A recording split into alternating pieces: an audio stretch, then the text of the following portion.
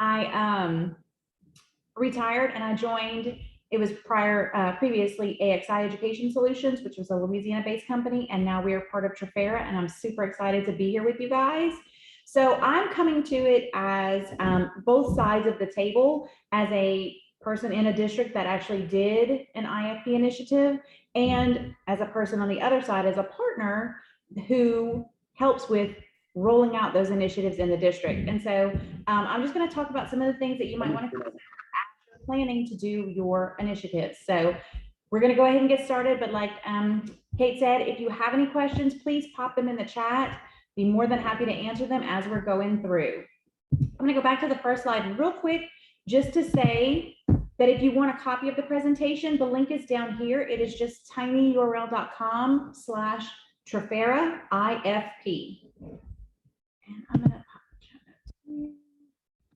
all right, tinyurl.com/Trafera IFP. And you'll have this whole presentation. So I'm going to get started.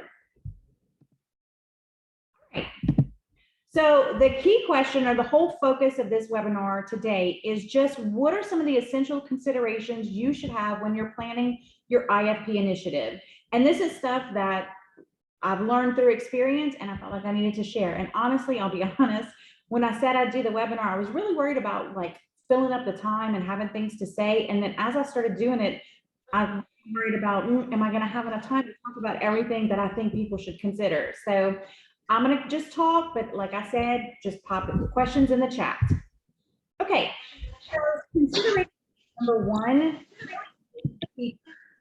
So what are some of the features that you want on your panel? What are the non-negotiables? It has to do this, it has to have this. And then what are some of the things that you think are nice, but maybe not necessarily a requirement? If it has it, great. If it doesn't, that's okay as well.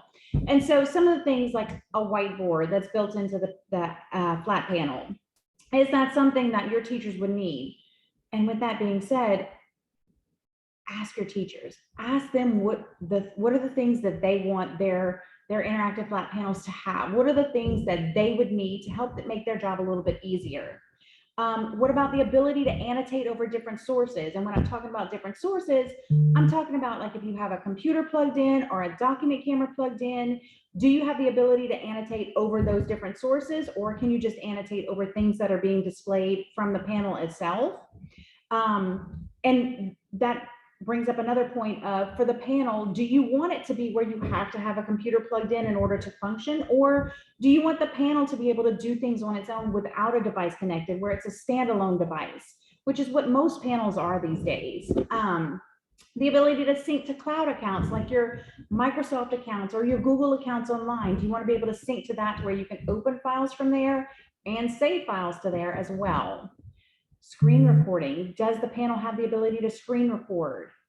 Do you want it to be able to create profiles for your teachers so that they each have their own settings and their own things that they've added and their shortcuts and things like that? Or do you just want it to be like an open panel where you just walk up and start teaching? And then also some of the security features, like what are some of the things that if you do have profiles for your teachers, what are some of the security features that are there to protect your teachers' information, whether they sign into their Google or Microsoft account and they have student information in there? How is that being protected? So think about those, but come up with the non-negotiables, like the ones you absolutely have to have on those panels, and find out if the panels you're considering have those things. Okay, the next thing is cost. So obviously cost is a big deal, and we understand that school systems are on budgets and schools are on budgets. And so sometimes cost is like the most important factor for schools, and that's great.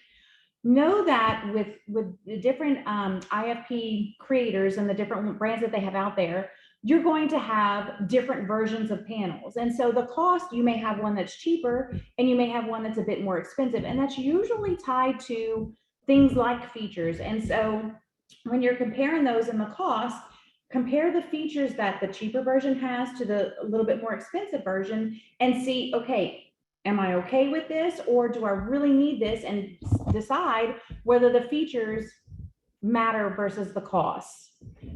Warranty. Consider the warranty for your panel. what comes with it, what standard, is there an upcharge to do an extended warranty, that sort of thing. Any software that you need for the panel, is that going to add an additional cost, or is that included in the cost of the device?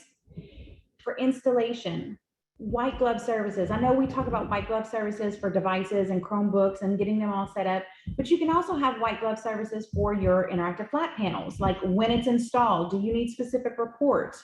Do you want asset tagging? Those sorts of things.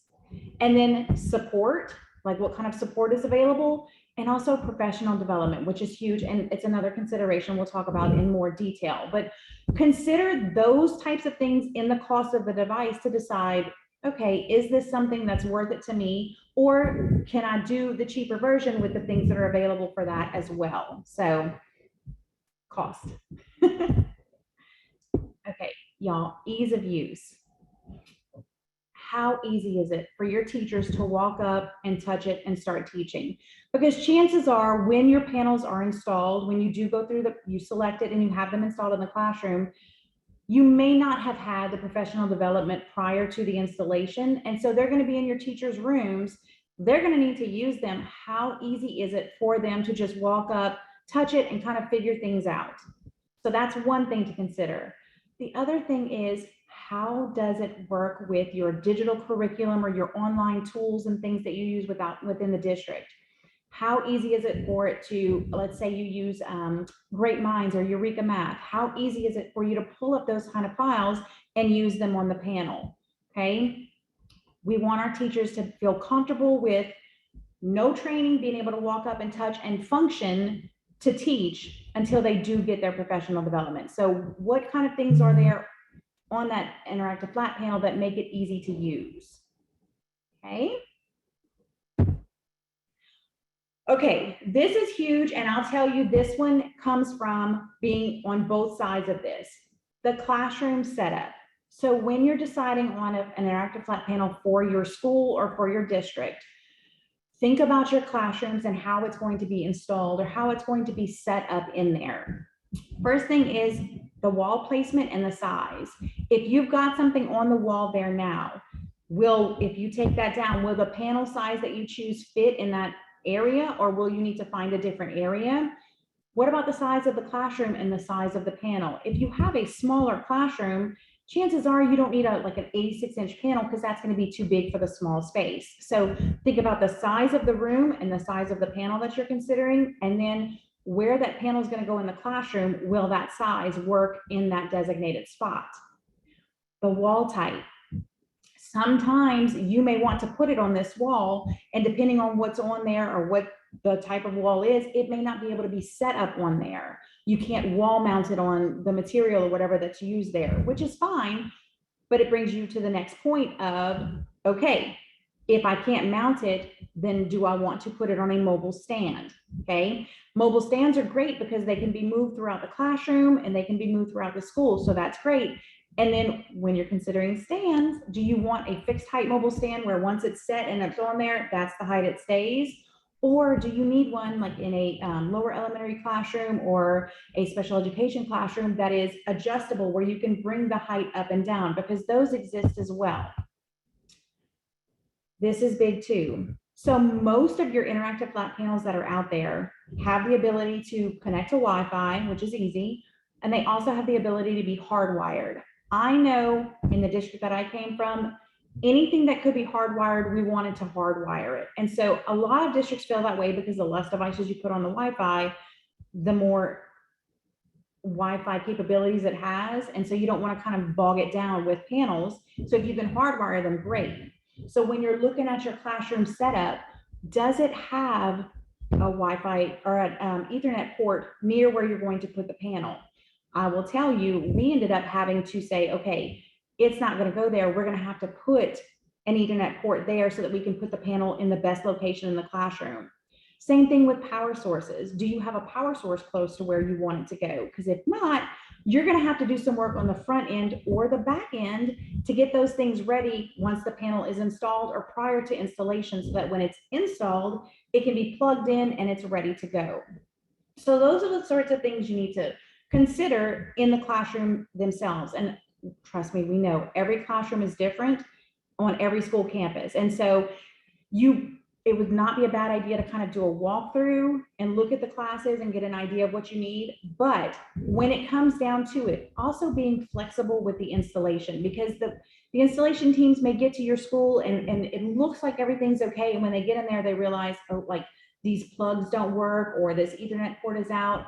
You can move it to a different location, or even the wall type won't hold the panel. And so just being flexible with, have your general idea, but in case something happens and they can't install it where you want it to be installed, being flexible with the location. And listen, we know teachers have like, I want it to go here. So it may take some conversations with the teachers to say, listen, I know you want it here, but these are the reasons it has to go in this wall. And you may just have to rearrange your classroom to fit where that panel is going to go. But having that idea up front and being able to verbalize that with the teachers is going to make the acceptance of that a lot stronger doing it prior than the day they come to install it. So that's sort of the things you need to think about with your classroom setup. Any questions? All right, I'm just gonna keep talking. If y'all have them, put them in the chat. Okay, PD. This is huge. You have to do professional development when you do an IFP initiative with your staff. You don't want to spend the money it takes to purchase these interactive flat panels, put them in the classrooms and not train your teachers, because what's going to happen is they're going to use them basically like an overhead projector. It's just going to be a fancy overhead projector. So having that professional development either built in or added with whatever panel you decide to purchase is huge. It is going to definitely guarantee that you're getting the most effective use from your purchases. Okay. And so when you're doing, or when you're thinking about professional development, these are some of the things you need to think about. Do you want it to be a face-to-face professional development with your teachers? Would virtual work? Or do you want like an on-demand option where they can watch it at their time, at their pace, whenever they have the few minutes throughout the day to kind of go through, or just to use that on-demand option as a refresher to say, okay, I know they talked about the whiteboard. How do I do this again? And where they can go back to refer to those things. Also, can the PD, or the professional development that you're being offered, can it be tailored to your audience? Meaning, if I'm doing an elementary professional development session, can I tailor the things that I'm going to show on the panel to that group? Or if I'm doing subject-based, if I'm doing all math teachers, can I tailor that professional development to my math teachers to where I'm not showing them things that are not going to matter to them. They're never going to use the math tools. If they're an English teacher, they're really not going to use those. So we can talk about it, but I'm not going to go into detail with it. And so how tailored can that professional development be based on the audience that's getting the training?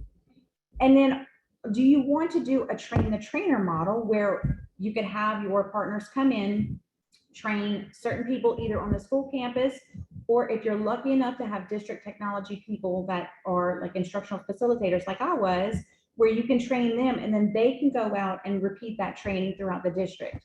If you have those, that is a great model to have because you have multiple people that can be points of contact. Same thing for on the campus.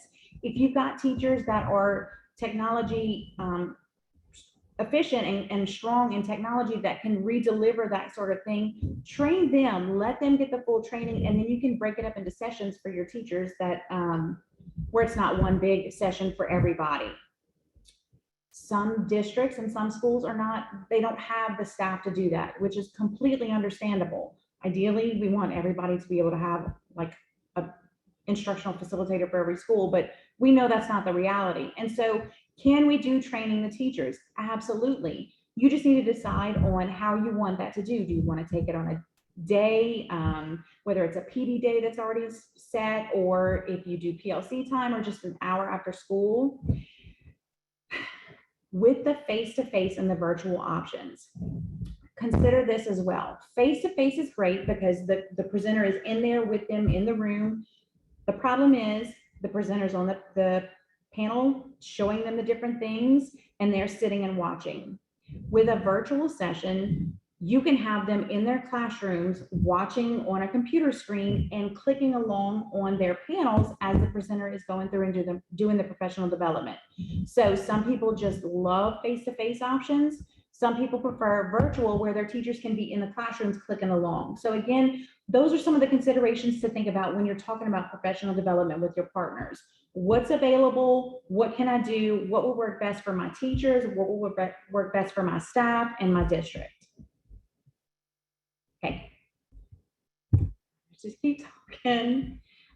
Next is your installation needs. And so once you make your decision, or once you purchase your panel, what are some of the things that when they come to install them, what are some of the things that you want them to do, or some of the things that you'll need? And so asset tagging as an option. Do you want them to asset tag the panels? Some districts choose to, some districts don't. It's up to you, but if you do need it, if you can get those to your partner ahead of time, do they have the ability to asset tag those for you and then pull a report with that information? MAC address reporting. I know some of the districts have their Wi-Fi restricted by MAC address. And so if you're not going to hardwire that device, do you need us to pull, or your partner, do you need that MAC address pulled so that you can have that, put that in ahead of time so that when they're installed on the campus, it connects to Wi-Fi without an issue? Once it's installed, what kind of reporting would you need after installation? Do you need the serial number only? Do you need like the serial number and the room number that's available that it was installed in? Those sorts of things. And then if they uninstalled, so if they walk into a classroom, there's already something there and they pull that down, do you need information on that as well? Sometimes, depending on your filter, you may need a security certificate added to ensure that, like for SSL decryption, to ensure that the browsers are able to get to websites and go to things like Google and things like that. And so if you have something like that, can that be added during installation? And then finally, some manufacturers of the panels have their own management type of system where you can use it to like see what's online, push out updates, that sort of thing. And so is that something you would want to have, like where it's enrolled into that management system? I'm sorry, y'all, I keep seeing my hands because I talk with my hands and so they're flashing in front of the camera. But do you want it enrolled in that management system so that it's all in there for you? We can send you instructions on how to do that, or you can do it yourself. It just kind of depends on what your needs are going to be. All right. After purchase support. So once you make a decision, you purchase, what kind of things are available to you after the purchase has been made? Professional development. Again, we've talked about that. I've said that 3 times because it's so important that your teachers do get trained on these things, these flat panels that are put into their classroom so that they know how to use them and they can use them effectively. Okay, so does your partner offer professional development? Like a support number for troubleshooting. Let's say a teacher walks into her classroom and goes to turn on the panel and it won't turn on. She checks power, she makes sure it's plugged in, it's not working. Is there a number she can call to say, oh my gosh, I just came in, this is what's happening, what can I do? Okay. Or is there like a ticketing system where, okay, I don't have time to call, I can't get on the phone right now, but I can hop on my computer, put in a ticket to say, this is what's going on, contact me either by phone or by email. Is that something that's available with your partner? And then also a consultant to answer questions. So you've done the PD, the teachers have their devices in their room, and then they're walking in, trying to do something, they can't remember how to do it. Is there someone that they can reach out to say, hey, I need to know how to do screen recording on this panel, or I need to know how to annotate over a PDF. Can you help me with that? Is there someone that they can reach out to? So what kind of support will be available to you after you do the purchase? Okay. All right. And lastly, demos and pilots. So a demo is where someone either comes in or does it virtually, has the panels in front of you where you can actually touch or you can watch a presentation while they go through and do things. If you're considering doing a demo, one of the things that I will tell you is, listen, whoever you're considering doing it from, whatever partner you're considering looking at, tell them what you need. Tell them, like we talked about the features, these are my non-negotiables. I need the panel to have this or be able to do this so that they can direct that demo session to your needs specifically, and they're not covering things that you don't necessarily care about, that you want the important things to be addressed in that demo. So tell them ahead of time, this is what I want to see. Can your panel do this? Include teachers in the demo, get their feedback. A lot of times teachers are not included. They're just given these devices in their classroom and it's not something that they want to use, or that it's not user friendly. And so they get super frustrated. That's not going to have them buy into the panel and have them want to use it as much as if you include them and say, okay, these are the ones we're considering. Look at these things. What are your like big cons and what are your big pros to the different panels, and get their feedback. If you get their feedback and they feel like they've had a voice, your buy-in is going to be that much stronger. And again, we talked about it a little bit earlier with the ease of use, but the digital curriculum and the online tools that you use, make sure those work on the panels that you're considering, because if they don't, that is just going to lead to frustration for your teachers to say, well, we use Great Minds every day and I can't pull up my PDFs, or I can't annotate over the PDFs, or it's not easy to get to those things. So make sure those things work when you're talking about a demo. Let the partner know these are some things we want to consider. Now, chances are they may not have logins to test it ahead of time, but while they're there or while they're doing it, you can come up with a way for it to show these are the things that we use. Here's how it works on this panel. Accessories that you have, like document cameras or webcams. Make sure those will work with the panels. Make sure that it's not something where you have to have software or drivers downloaded, because if you have to do drivers and things like that, it may not work with the panel. So make sure you tell your partners, okay, this is the document camera that we have. This is the webcams that we use in the district. Can those things function with the panel that you're showing? And then if you do choose to do a pilot where you purchase a few and have some teachers test them out, try to do either like at a school where it's a grade level or a couple of teachers per grade level, do more than one person so that they have someone they can go to say, okay, here's what I'm finding. Do you know how to do this? And then also let them know to reach out to the consultants with the partners to say like, okay, I'm trying to do this. Can you help me do this? Let them test it out, let them play with it, and they will give you the feedback that you need to know to say, okay, this is a really good panel to go with, or maybe this is not the one I want to do. Okay, so with that being said, the considerations, and I talked about your partners, if you want to partner with Trifera, which I highly recommend because we do have consultants, we do have installation, we do the white glove services. We have Promethean and Newline interactive flat panels. And right now, both companies, both manufacturers have a 50% off promo. And so it's called a seed program. And typically the way that these work is you're going to get one panel per district at a 50% off price. So if you're considering these, if you want to pilot one or more than one, then feel free. This is the information for Newline. And so these are the series that they have, the Z, Q, and NT series. And you get your first panel for 50% off per district. Promethean has another, like a similar offer where it's the Active Panel 9, which is the one that just came out. You can get one per district at 50% off. You choose the size and that sort of thing. And then Promethean is also offering some of the accessories like the mobile stand or a Chromebox or an OPSM, Symphony Classroom, including Merlin, or the Radix device management. You can also get that at 50% off as well. And so on this slide, which if you do not have, I'll put the tiny URL back up. But on this slide, there's links to the flyers, or if you just scan that QR code, it's going to take you to the flyers as well. So, ton of information, ton of considerations. Are there any questions? All right, guys, again, if you have questions, you can put them in the chat. Lindsay, I didn't see any come in. There were a couple of people that chimed in throughout the session, kind of talking about that, the importance of professional development. And just everyone's on the same page. Yeah, develop. Training is so important. Right. When we talk to teachers and they're like, well, they just gave us this stuff and I don't know what to do with it, so it's sitting. Well, yeah.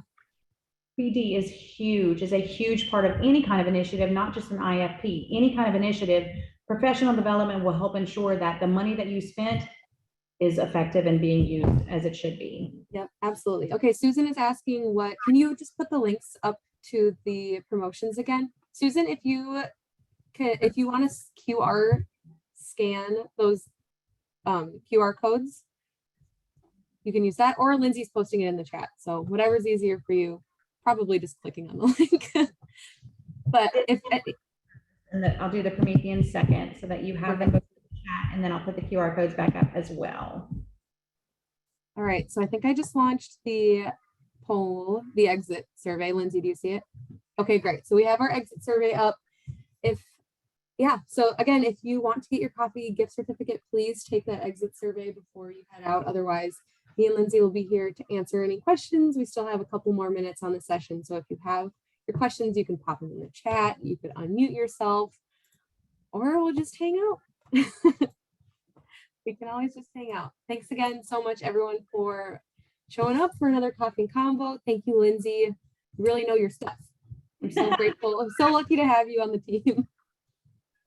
I am so thankful to be here. Wonderful. Kristen says, great job, Lindsay. Absolutely. Thanks, team. Great work. Woo! Thanks, everyone. So glad you're able to come.